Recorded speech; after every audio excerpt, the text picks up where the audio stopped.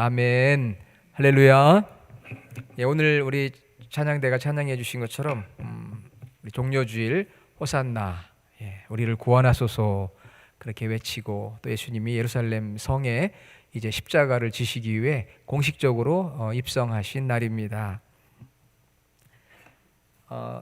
그리고 다음 주일은 이제 부활주일. 그래서 2주 동안은 제가 사무엘상 말씀 지금 나누고 있었는데, 이 2주는 고난주간 부활주일 말씀으로 같이 은혜를 나누도록 그렇게 하겠습니다. 혹시 여러분 자신의 죽음에 대해서 좀 궁금하신 분들 계시죠? 예, 나는 몇 살 때 하나님의 부르심을 받을까? 또 나는 어떻게 죽음을 맞이할까?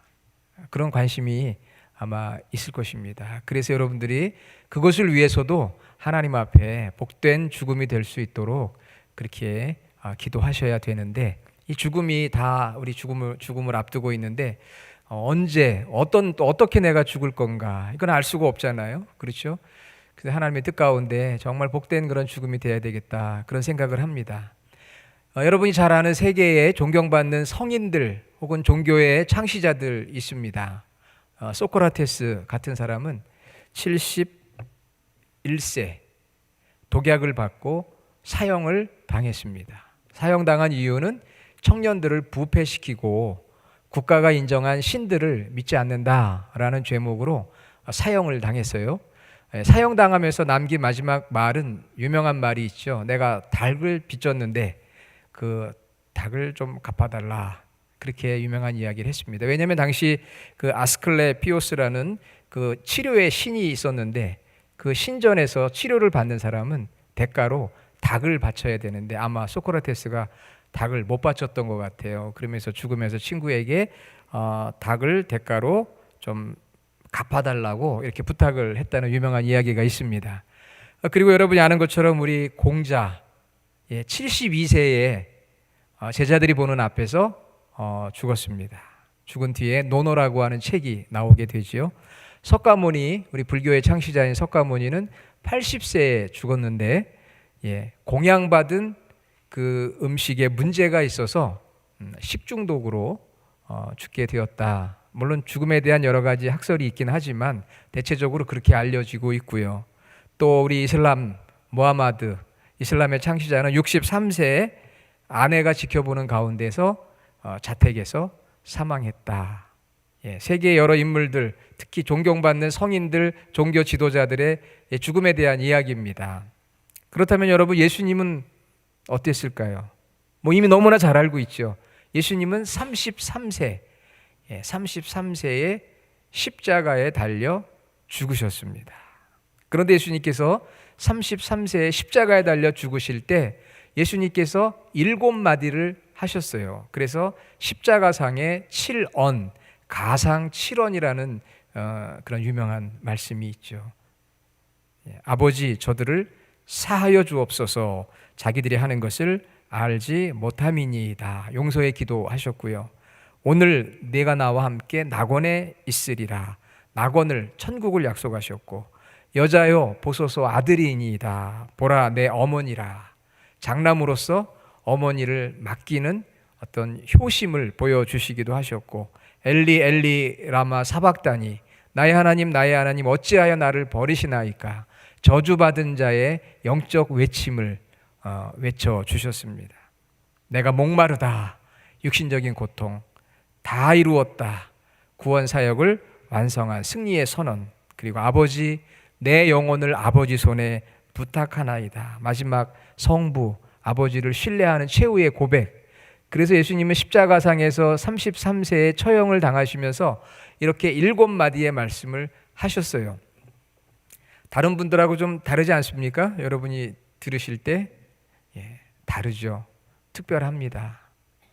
인류를 구속하시기 위해 죽으신 예수님의 죽음은 특별한 죽음인데, 오늘 이제 본론으로 들어갑니다. 본론으로 들어가서 예수님의 죽음의 특징, 의미, 그게 무엇일까? 이미 사실 여러분들이 다 알고 있는 내용이기도 해요.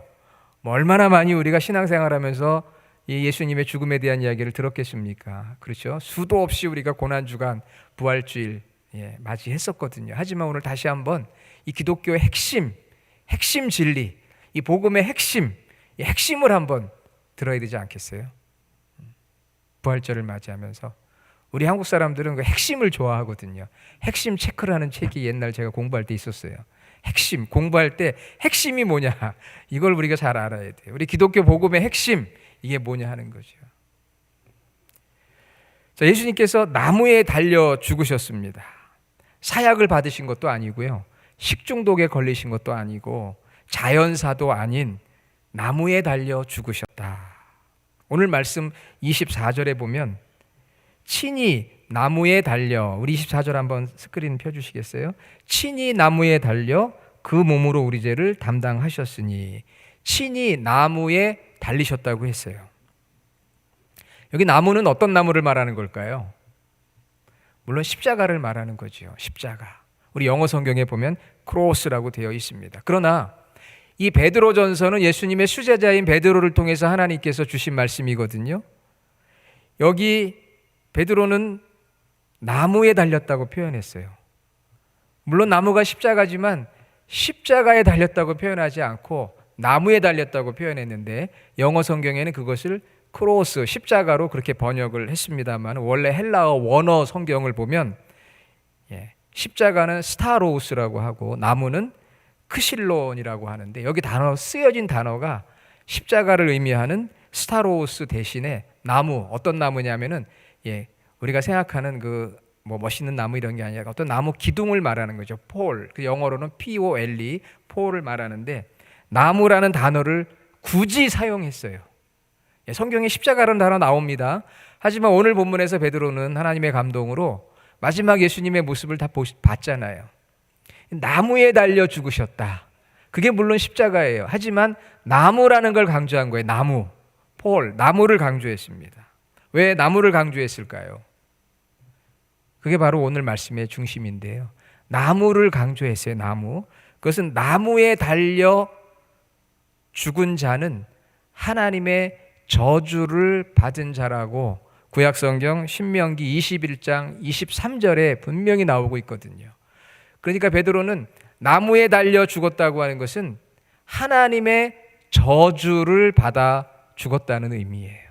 하나님의 저주를 받아 죽었다. 신명기 21장 23절. 여러분, 십자가형은 당시 로마의 극형이었습니다. 어떤 사람들이 십자가형을 받았느냐? 반역을 한 자, 해적질을 한 자, 살인한 자, 강도짓을 한 자들이 주로 십자가형을 받았습니다. 흉악한 죄를 지은 자를 처벌하기 위해 십자가에 달았던 것이죠. 그러나 여러분, 예수님은 그런 흉악한 죄를 범하였습니까? 그렇지 않아요. 예수님은 반역이나 해적질이나 살인이나 강도 하지 않았습니다. 그럼에도 십자가에 달려 죽으신 것은 사실 구약의 예언을 이루시는 하나님의 섭리였던 것이죠. 강조하고 싶은 것은 그거예요. 우리 예수님은 십자가에 달려 죽을 만한 당시 로마 사람들이 정해놓은 법에 하나도 저촉되는 것이 없지만, 구약에 말씀하신 대로 하나님의 저주를 받아서, 인간의 심판을 받는 게 아니고요, 하나님의 저주를 받아 죽으셨다는 것, 그것을 여기에 강조하고 있는 거거든요. 예수님 왜 죽으셨습니까? 하나님의 저주를 받아 나무에 달려 죽으셨어요. 물론 그 나무가 십자가지만 하나님의 저주를 받아 나무에 달려 죽으셨다. 그래서 예수님께서 십자가에서 엘리 엘리 라마 사박다니, 나의 하나님 어찌하여 나를 버리셨나이까, 이게 하나님의 저주를 받은 자의 고백이거든요. 외침이거든요. 그것이 바로 예수님이 저주받았다고 하는 증거예요. 자, 그러면 여러분, 구약성경 신명기 21장 23절에 저주를, 나무에 달린 자는 하나님께 저주를 받았음이라 그랬는데, 저주를 받는 자, 즉 심판을 받는 자는 어떤 자가 심판을 받느냐? 바로 두 가지입니다. 하나님을 멀리 떠났거나 율법을 어긴 자는 심판을 받습니다. 하나님을 멀리 떠났거나 율법을 어긴 자.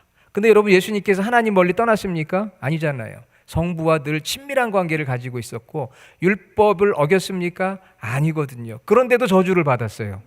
그럼 말이 안 되잖아요. 넌센스 아닙니까? 저주를 받아 죽음에 이르는 자는 하나님을 떠난 자나 율법을 어긴 자인데, 예수님은 그런 죄를 범하지 않았음에도 불구하고 하나님의 심판, 저주를 받았다고 하는 것은 바로 우리가 받아야 될 저주를 대신 받으셨다는 거예요. 할렐루야. 예수님께서 하나님의 저주를 받아 십자가에 죽으셨지만 저주받을 만한 죄를 범하지 않으셨어요. 우리가 받아야 될 죄, 즉 하나님을 멀리 떠나 살아왔던 것과 율법의 모든 요구를 이루지 못하는 우리의 죄를 대신 담당하시고 내가 받아야 될 그 저주를 예수님이 대신 받으신 것이죠. 그래서 로마서 5장 12절에 보면 모든 사람이 죄를 지었으므로 사망이 모든 사람에게 이르렀느니라. 로마서 6장 23절, 죄의 값은 사망이요, 죄의 삭은 사망이요. 하나님을 멀리 떠나거나 율법의 요구대로 살지 못한 사람은 하나님의 저주, 즉 하나님의 심판을 받아서 죽음에 처해지게 되어 있어요. 그런데 예수님께서 그런 죄를 범하지 않으심에도 불구하고 나무에 달려 죽으심으로 하나님의 저주를 받으신 이유는 바로 우리가 받아야 될 죄를 대신해서 예수님이 저주를 받으신 거죠. 그래서 죽으셨다고 하는 거. 이게 사실 우리 기독교의 신앙의 바로 무엇이라고요? 핵심. 누가 여러분에게 기독교 신앙의 핵심 뭡니까? 사랑입니다. 맞아요. 하나님이 사랑하시기 때문에 그렇게 하신 거거든요. 기독교 신앙의 핵심은 예수님께서 나의 죄를 대신 지시고 하나님의 저주를 받아 죽으신 것. 그래서 그 사실을 내가 받아들일 때 구원받는 것. 그것이 우리 복음의 핵심 아닙니까? 자, 그래서 오늘 이 베드로전서 2장 21절로 25절에 예수님의 그 죽음의 특징 5가지가 나와요. 여러분이 메모하시고 이거는 우리 그리스도인으로서 기억을 하셔야 돼요. 기억만이 아니라 거기에 대해서 내가 리스판스, 반응해야만 우리가 구원받을 수가 있습니다. 저와 여러분 모두가 구원받는 하나님의 자녀가 되어야 되지 않겠습니까? 그럼 첫 번째, 예수님의 죽음의 특징과 의미, 첫 번째는 뭘까요? 예, 죄, 맞습니다. 죄 없으신 자의 죽음이다. 22절에 보니까 그는 죄를 범하지 아니하시고, 죄 없으신 자의 죽음이에요. 예수님은 죄가 없으셔요. 왜? 예수님은 하나님이 인간이 되셨습니다. 그래서 예수님은 죄가 없으셔요. 하나님을 떠나거나 율법을 어기지를 않으셨습니다. 만일 예수님이 죄가 있었다면 죄인인 인간을 구원할 수가 없습니다. 죄인이 죄인을 구원할 수가 없어요. 그래서 예수님께서 인간의 몸을 입고 성육신 하시게 된 가장 큰 이유는 바로 죄 없는 모습으로 오셔서 죄인을 구원하시기 위함이기 때문에 인류 역사의 어느 누구도 인간의 죄를 대신할 수가 없습니다. 왜? 다 죄인이기 때문입니다. 죄 없으신 자의 죽음이고요. 두 번째는 무슨 죽음이었을까요? 23절부터 욕을 당하되 욕하지 아니하시고 고난 당하되 위협하지 않고 오직 공의로 심판하시는 이에게 부탁하셨다. 무슨 죽음일까요? 예수님의 죽음은 고난의 죽음이에요. 고난의 죽음. 우리 오늘 선장로님이 아주 리얼하게 기도하시면서 예수님의 고난 받으시는 모습을 잘 설명을 해 주셨어요. 그렇죠? 기억하십니까, 여러분? 기도? 네. 고난의 죽음이에요. 이사야 53장의 예언이 성취가 되는데 체포당하고 신문당하시고 그런 가운데 거짓말 안 하시고 비난도 안 하시고 보복도 안 하시고 방어도 안 하시고 고난을 그냥 온몸으로 받아들이셨어요. 그리고 하나님의 손에 맡기셨습니다. 군인들에게 조롱당하고 매질당하고요. 헤로당과 그의 군병들이 무자비한 말로 모욕하고 희롱하고 침뱉음을 당하고 새와 뼈조각이 달린 회초리로 맞고 마지막 나무 십자가에 달려서는 손과 발에 못이 박히고 가시면류관을 쓰시고 허리에 창으로 허리를 찌르시고, 그게 고난이잖아요. 고난. 그래서 우리가 이번 한 주간 우리가 고난 주간을 보내게 되는데 이 고난 주간에 예수님께서 우리를 위하여 고난의 죽음을 당하셨구나. 이것을 우리가 묵상하고 그 고난의 주님 앞에 감사하는 주간 아니겠습니까? 최고의 고통, 십자가형, 그것은 바로 인류의 최고의 고통이에요. 어느 분들이 그래요. 아유, 죽는 건 좋은데 고통받고 죽지 않았으면 좋겠다. 다 여러분 그렇게 소망하지 않습니까? 죽는 건 어차피 죽는 건데 고통 안 겪고 죽었으면 좋겠다. 그런데 예수님은 정말 최고의 고통 가운데, 극심한 고통 가운데, 고난 가운데, 체포 신문당하는 과정에서도 엄청난 고난을 당하셨고, 십자가에 달려 죽으실 때는 이루 말할 수가 없는 그런 고통. 그래서 예수님의 죽음은 죄 없으신 자의 죽음이고, 두 번째는 고난의 죽음이셨다. 자, 세 번째는 누구를 위한 죽음일까요? 21절, 이를 위하여 너희가 부르심을 받았으니 너희를 위하여 고난을 받으사. 또 24절, 우리 죄를, 그러니까 어떻게 돼요? 3번은 인류를 위한 죽음이다. 우리를 위한 죽음도 좋은데 인류, 온 세상 사람들, 인류를 위한 죽음이에요. 너희를 위하여, 우리 죄를 위하여. 한 사람 한 사람 모든 사람의 죄를 담당하시고. 왜? 인류가 하나님을 떠나 살아서 저주받을 수밖에 없고 심판받을 수밖에 없고 영원한 지옥에 처할 수밖에 없기 때문에, 모든 인류가 하나님을 떠나 있었기 때문에, 그리고 하나님께로 돌아왔다고 해도 율법의 말씀에 온전하게 순종하지 못하고 살았기 때문에, 거기에는 우리도 들어갑니다. 하나님께 돌아왔어도 우리가 율법의 요구대로 온전하게 살지가 못하는 부분들이 우리에게도 있어요. 그래서 모든 인류, 거기에 우리가 들어가고 내가 들어가는 거죠. 모든 인류를 위한 죽음이다. 자, 네 번째는 24절에 친히 나무에 달려 그 몸으로 우리 죄를 담당하셨으니. 자, 4번하고 5번이 굉장히 중요한데요. 4번은 대속의 죽음이에요. 대신하여 죄를 속해 주시는 대속의 죽음. 희생제물이 되어 주셨다는 거예요. 내가 받을 저주를 예수님께 전가시켜서 예수님께서 우리 죄를 담당하시고 죽으셨다. 구약시대에는 동물이 제물이 되어 죽을 때 사람의 죄를 동물에다가 안수해서 전가시키고 동물이 제물이 되므로 우리의 죄가 사함을 받았습니다. 그런데 이제 예수님께서 영원한 참 제물이 되어 주신 거죠. 그래서 예수님의 죽음은 죄를 담당하신 대속의 죽음이에요. 그냥 죽음이 아니고. 보통 사람들은 다 죽는데 예수님의 죽음은 대신 죽으신 거예요. 대속의 죽음. 그것이 차이가 있는 거죠. 성인들, 먼저 말씀드린 앞에 나왔던 그 성인들의 죽음은 다 개인적인 죽음이 뿐이에요. 대신해서 죽으신 분은 예수님밖에 없습니다. 대속의 죽음, 이것이 우리 복음의 핵심인 거죠. 세상을 구원하시는 하나님의 위대한 사역의 핵심이에요. 바로 나의 죄를 대신해서 내가 받아야 될 죄의 대가인 영원한 사망을 대신 받으셔서 죽으셨다. 자신의 죄 때문에 죽으신 것이 아니고 다른 사람들의 죄 때문에 죽으셨다. 이 대속의 죽음을 우리가 잊지 말아야 합니다. 예수님의 죽음의 네 번째 의미고요. 다섯 번째, 이제 마지막인데 다섯 번째는 무슨 죽음인가요? 자, 24절에도 나오고요. 24절에 우리로 죄에 대하여 죽고 의에 대하여 살게 하려 하심이라 그랬죠. 바로 구원을 위한 죽음입니다. 죄에 대하여 죽고 의에 대하여 살게 하셨다. 결국 대속의 죽음을 통해서 이 1, 2, 3, 4 죄 없으신 자의 죽음이요, 고난의 죽음이요, 인류를 위한 죽음이요, 대속의 죽음. 그래서 결국은 우리를 구원하시는 구원을 위한 죽음. 죄에 대하여는 죽고 의에 대하여 사는. 이 말씀은요, 죄에 대하여 죽고 의에 대하여 산다는 것은 말씀을 해석하기가 좀 복잡한데 아주 그냥 제가 묵상하면서 심플하게 설명하면요, 죄인을 의인되게 하는 죽음이라는 뜻이에요. 할렐루야. 어렵지 않죠? 죄에 대하여 죽고 의에 대하여 산다. 여기에 대해서 많은 목사님들, 성경학자들이 이렇게도 설명하고 저렇게도 설명하는데 제가 이해하고 종합해서 여러분에게 가장 쉽게 설명드리면 죄인을 의인되게 하는 죽음이라는 거죠. 죄에 대하여 죽고 의에 대하여 살게, 우리를 죄인에서 의인되게 하는 죽음이다. 결국 구원이란 죄인이 의인이 되는 거예요. 자, 여러분 죄인입니까? 의인입니까?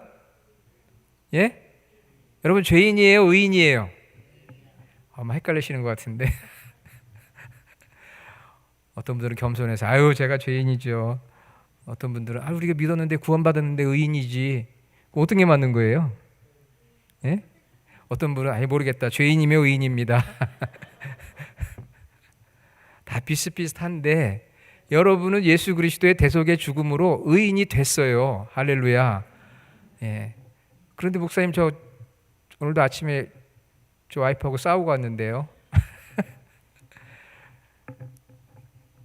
의인의 정체성을 받았지만 우리 죄의 본성이 남아 있어서 율법의 요구대로 살지 못하는 죄의 모습이 있어요. 그래서 이제 그것들을 우리가 예수님을 통해서 다시 용서받고 의인된 정말 의로운 삶으로 한 걸음 한 걸음 나아가는 거예요. 그러나 본질 자체는 죄에 대하여 죽고 의에 대하여 사는 의인이다. 이렇게 우리가 분명하게 자기 자신의 정체성을 깨달아 알고 선포해야 됩니다. 할렐루야. 여러분 분명히 아셔야 돼요. 여러분 죄인이에요? 의인이에요? 의인입니다. 이렇게 대답할 수 있어야 돼요. 그래도 아닌 것 같은데 뭔가 좀 뭔가 걸리는 게 있는데 그래도 여러분은 예수 그리스도를 통해서 의인이 된 거예요. 의인이 되어야 천국 백성이 되는 것입니다. 죄인이 어떻게 천국 백성이 돼요? 그러나 돌아보니 죄인이었었고 지금도 죄에 대하여 내가 반응하는 부분이 있잖아요. 그 부분을 우리가 부활의 주님과 함께 성령님과 함께 해결해 나가고 점점 더 성화되어져 가는 삶을 살아가고 주님이 오실 때 우리가 신령한 몸으로 부활되어 완전한 구원을 얻게 되는 거거든요. 하지만 이미 우리는 마이너스의 삶이 아니고 이제 플러스의 삶이 된 거예요. 마이너스는 죄인의 삶이라면은 이제 플러스는 의인의 삶이 된 건데 죄에 대한 반응을 할 때가 있거든요. 그래서 죄인이라고 하면 안 되고요. 본질적으로 우리는 죄인이에요. 여러분이 운전 면허를 따면 운전할 수 있는 권리를 얻습니다. 그러나 운전 면허를 땄다고 해서 다 운전 잘합니까? 아니에요. 시간이 지나야 돼요. 경험이 있고 훈련이 되면 점차적으로 잘해서 나중에는 운전할 때 정말 운전 잘하잖아요. 법도 어기지 않고 아주 운전을 잘하는 단계까지 올라가게 돼요. 그래서 처음에는 실수도 하고 또 어려움이 있잖아요. 여러분 저와 여러분은 의인입니다. 왜? 예수님의 죽음이 죄에 대하여 죽고 의에 대하여 살게 하려 하셨다. 죄인을 의인으로 만들기 위해서 예수님 오셨고 우리 그 예수님을 믿기 때문에 우리는 이제 의인이 되었어요. 그 분명한 구원의 진리를 여러분이 간직하시기를 바랍니다. 아멘. 그래서 오늘 말씀 25절에 보세요. 25절 한번 보여주세요. 너희가 전에는 양과 같이 길을 잃었더니 즉 죄인의 삶을 살았다는 거예요. 그런데 이제는 너희 영혼의 목자와 감독 대신 예수님께로 하나님께로 돌아왔잖아요. 그러니까 전에는 이랬는데 전에는 죄인이었는데 이제는 의인이 되었다. 이렇게 설명해 주고 있는 것이죠. 분명하게.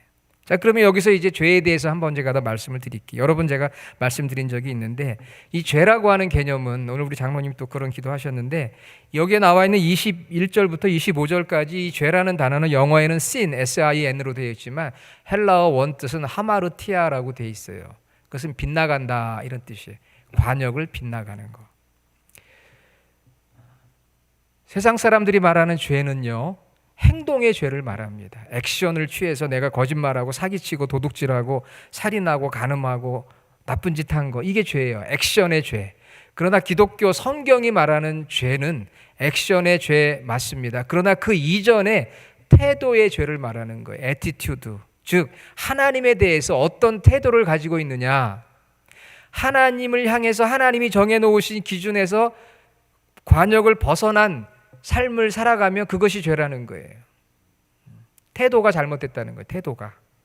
하나님을 거역하는 태도. 그게 바로 원죄거든요. 하나님을 거역하는 태도가 있기 때문에 우리가 행동의 죄도 범하게 되는 거예요.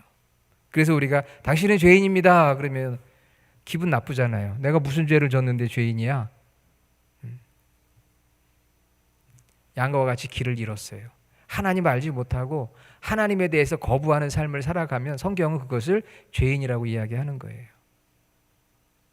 그런데 하나님을 떠나 삶으로 말미암아 결국 죄인으로 저주를 받아 영원한 심판을 받고 지옥에 가게 되는데, 예수님께서 그 하나님을 떠나 사는 죄까지도, 또 율법이 요구하는 죄까지도 다 담당하셨어요. 그러니 예수님을 내가 믿을 때 하나님께로 연결되고 떠난 것이 아니라 하나님과 친밀한 관계가 되고, 그리고 율법의 요구도 이룰 수 있는 그러한 능력을 우리가 얻게 되는 것이죠. 그래서 세상 사람들이 말하는 죄와 성경이 말하는 죄는 성경이 말하는 죄가 더 포괄적이에요. 애티튜드와 액션을 말하는 것이고요. 세상이 말하는 죄는 어떤 행동을 가지고 말하는 거거든요. 저와 여러분들이 하나님께로 돌아오고, 그 다음에 하나님의 말씀대로 순종하며 삶으로 이제 우리가 저주를 받는 인생이 아니라 하나님의 축복을 받는 인생이 되었고요. 그것은 예수님께서 우리 죄를 대신 담당해 주셨기 때문에 이루어진 하나의 놀라운 역사입니다. 나무에 달려 죽으신 예수님의 앞에 5가지 죽음이 이제 나의 모든 죄를 다 제거해 주시고 치워 주실 수 있어요. 우리는 그 예수님의 이 모든 죽음, 죄 없으신 자의 죽음, 고난의 죽음, 인류를 위한 죽음, 대속의 죽음, 구원을 위한 죽음이 바로 나를 위한 것이었다. 그렇게 인정하고 예수님이 나의 구원자이십니다 라고 고백할 때 우리가 구원을 얻게 되는 줄로 믿습니다.